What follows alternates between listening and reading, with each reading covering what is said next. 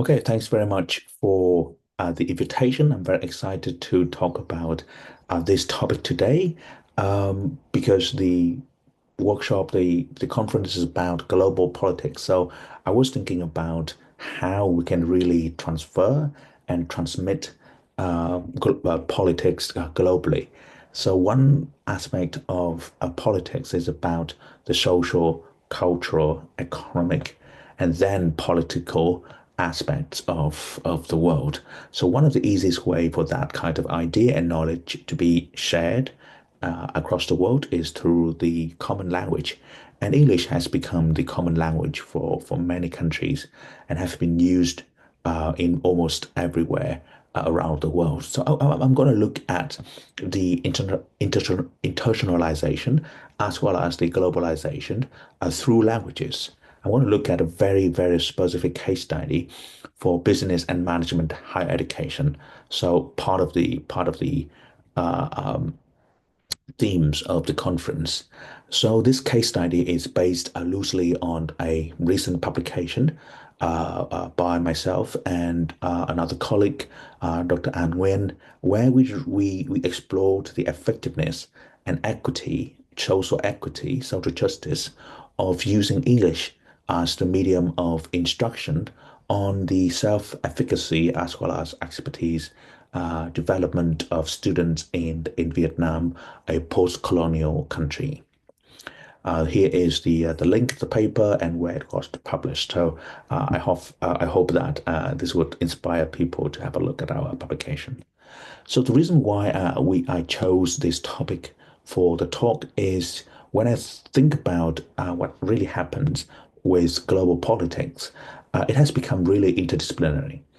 It involves many ideas from different fields, not just STEM, but also other fields in humanities and social sciences.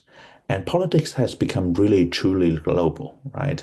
Almost every country is connected with each other through trade, through power, through reliance, alliance, and economic ties.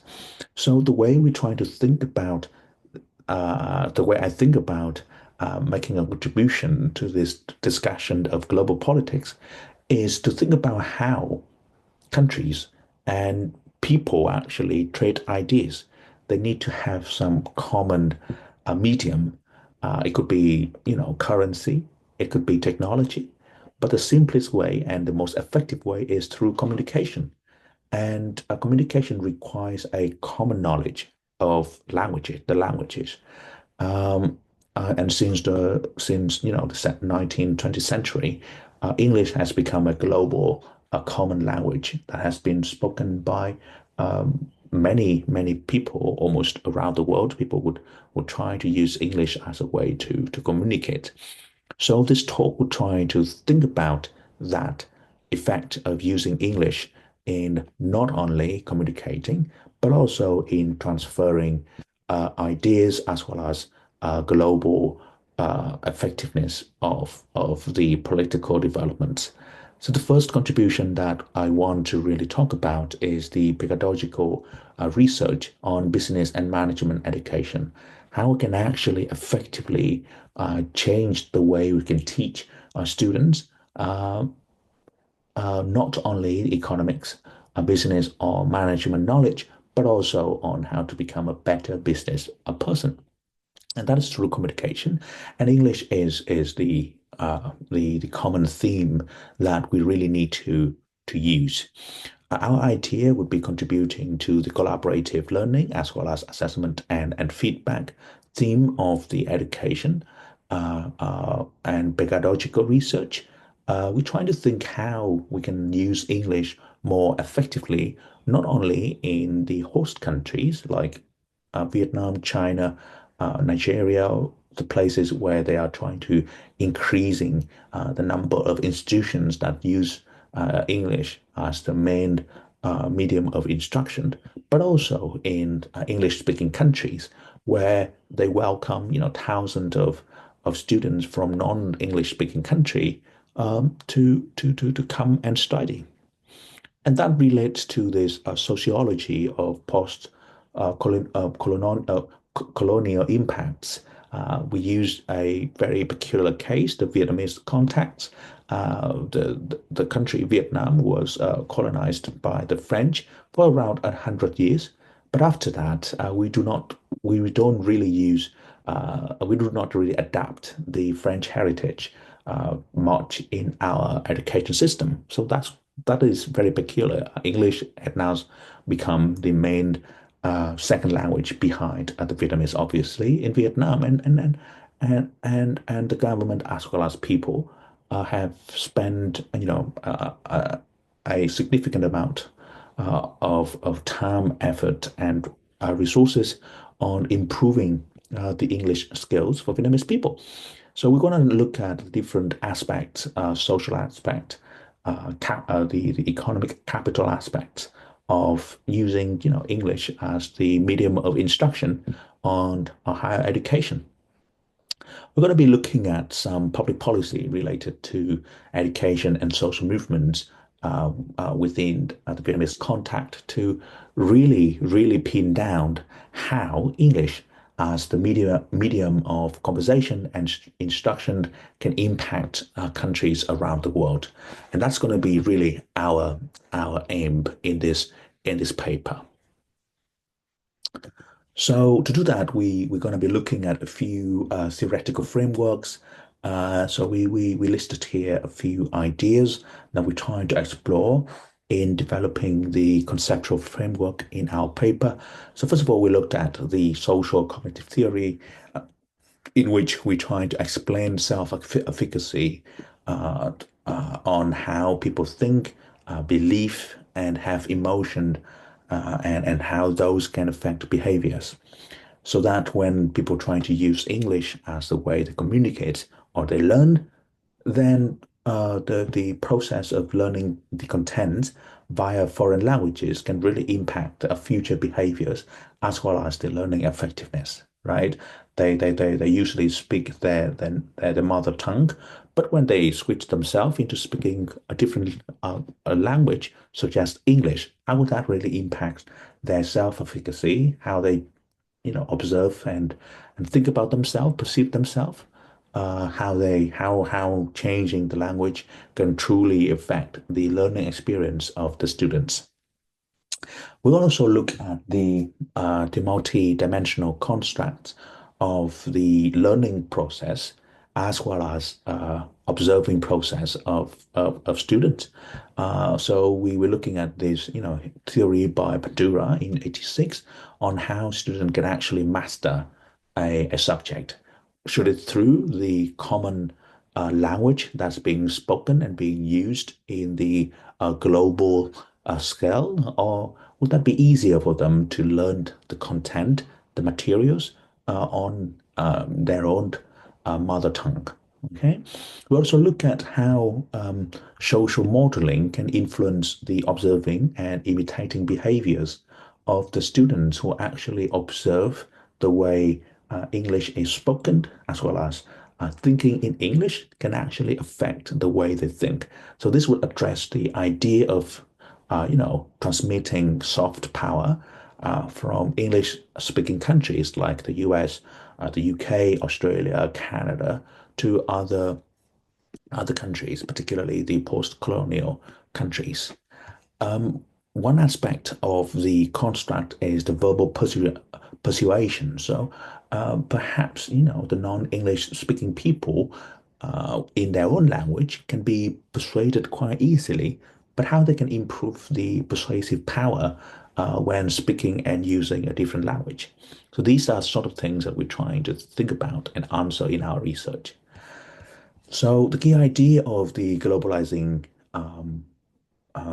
market as well as the world is that English has been the language of business globally, and it's very important to see how teaching English and learning business content, business materials in English would actually affect the students, would actually affect people in those countries, right? So we'll be looking at the understanding of soft power of English as part of the globalization of politics around the world. There lacks longitudinal studies as well as there lacks contacts in post-colonial countries as well as the diversity of the student backgrounds as we will be looking at in our paper. So essentially, the theoretical framework talks about the educational attainment of students who learned using English as the medium of instruction. So many factors can influence it: societal, institutional, family, and individual factors. And we're going to be using the Purdue theory to help us understand these factors. We're going to be looking at the different types of capital, economic capital, social capital, and cultural capital as well. And we're going to be transferring them to the concept of self-efficacy and educational success, trying to show how family income, parental involvement, social supports can really affect the effectiveness of English, right? So we're going to try to see how the social injustice or the social inequality can really affect the effectiveness of using English as a way to communicate ideas. So we are going to address two research questions in this particular talk. So how do Vietnamese taught and English taught students view themselves and differently? And we're trying to explain those differences. And we're trying to look also at how and whether learning in English would actually affect the business expertise of the students, and whether that effectiveness would be different across the different levels of economic, social, and cultural capital. We are looking at the social justice in this case to see how and whether we can observe a long lasting effect of social capital as well as the historical background of a student can really change the way they benefit from the globalization of politics. So here is the way we collected the data. We run two surveys in 2021 and 2022. We collect the data of around 100 students with their details of background, as well as some questions on their own views about their development, their learning experiences, and their English and languages ability. We have two groups for the EMI. So EMI means the ones that were taught in English, and VMI, the ones who were taught in Vietnamese. We then waited for 12 months to do the second follow-up in 2022, asking the same set of questions, but now obviously there has been some self-development amongst the participations themselves, so we will be able to really track and trace them to see the overall longitudinal effect across the 2 years. Unfortunately, we did have some attrition, some data attrition from students moving to a different place, or we couldn't really trace them back to include them in the second follow-up. But the attrition is not that huge, so we are still pretty happy with the second follow-up. And then we provide descriptive and statistics, inferential statistical analysis, did a bit of thematical coding and some critical discourse. So we're trying to blend both qualitative and quantitative methods in our research here. This is some summary statistics for the Vietnamese taught and the English taught students. It seems to change quite slowly over years. The standard deviation doesn't really change much. So it seemed to be the case that there was a pretty stable development of self-efficacy amongst the students. So 1 year might not be enough to observe any change in the effectiveness of English as the main medium of instruction. we have here some pair sample t-tests. So when we're trying to check whether the bare difference was significant statistically, we didn't really see much difference in this case, apart from some really outliers uh, for some of the students who really went beyond, above and beyond to express themselves in English. Uh, when we look at, sorry, when we look at um, the change in the set of, when we have a look at the change in the set of the Vietnamese uh, taught student, we did actually see some self-improvement. So in this case, it looks like those who learned English, they didn't really feel the use of English in their own study, whereas for Vietnamese people, Vietnamese students who speak Vietnamese and use Vietnamese in their learning, they felt much more confident about themselves after a year. The item level changes in self-efficacy. So we have a look here, quite a few uh, items for how they can describe their understanding of English. For example, whether they are confident in introducing themselves in English, the recognition of business knowledge, performing business and analysis using English. Do they need to look up English dictionary and so on? As you can see, there was a pretty stable level of um, confidence for the Vietnamese taught student.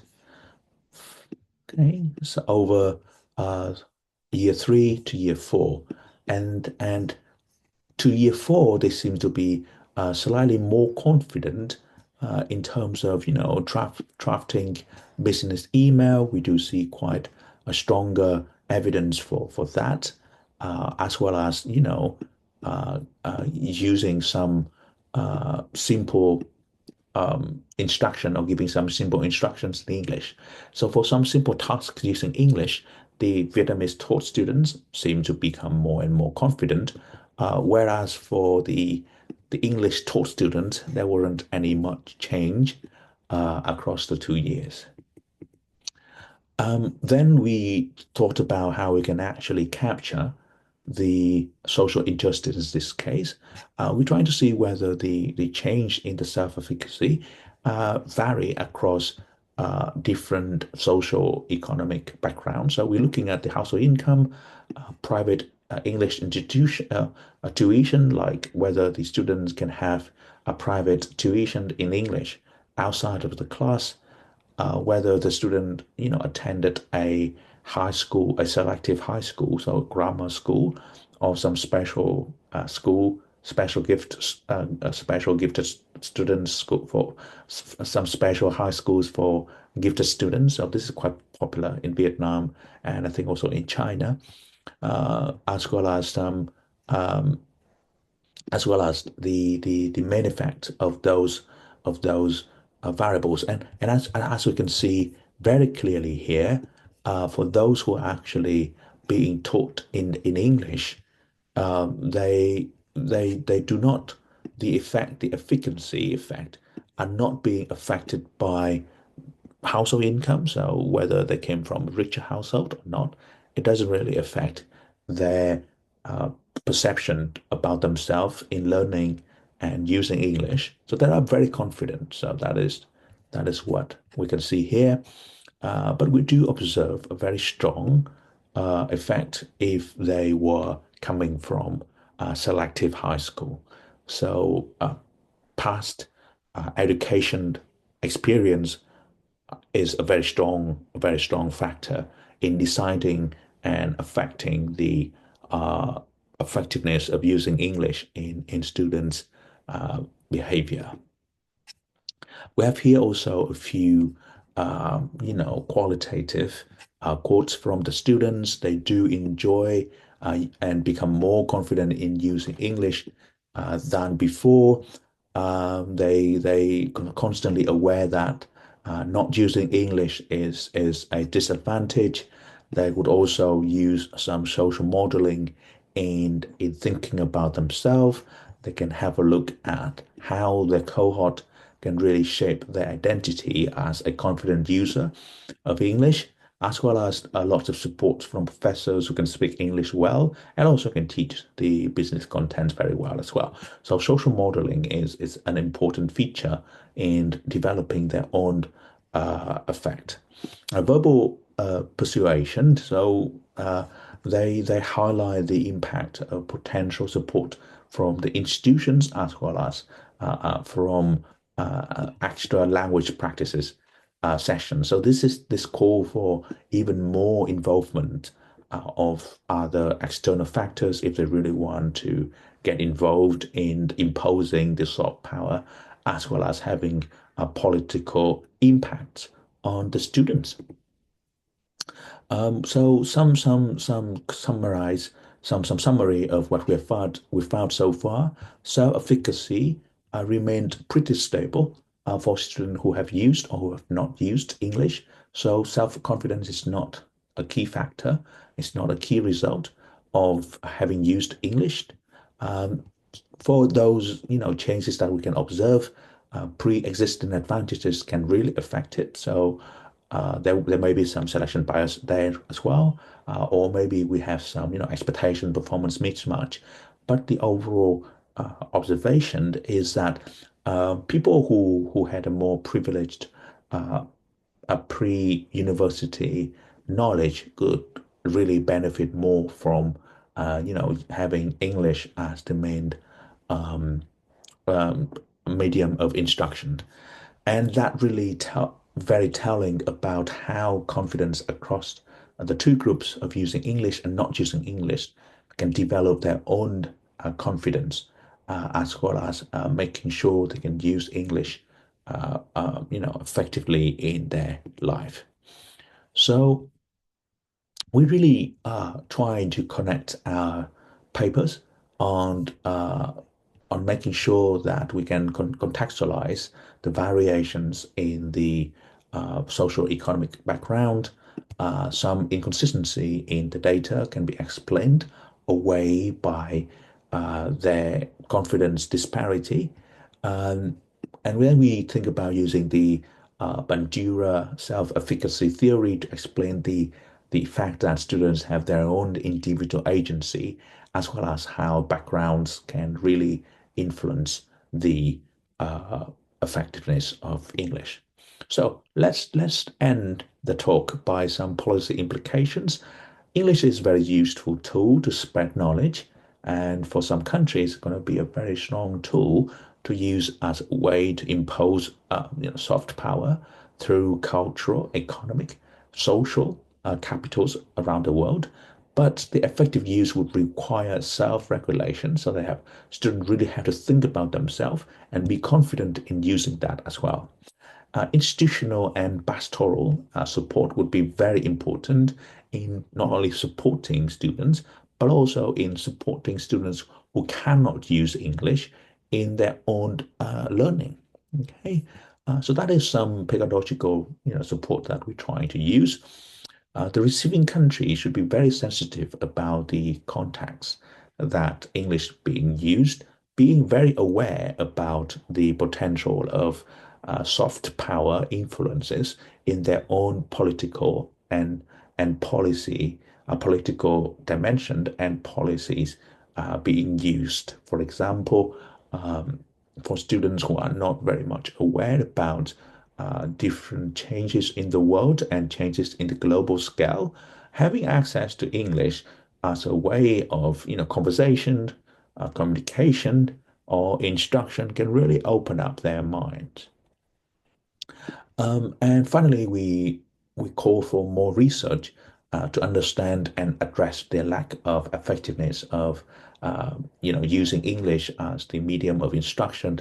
For example, in our case in Vietnam, really understand why, what really happened, and maybe think about uh, any alternatives to that sort of business model that universities in many developing countries are being using.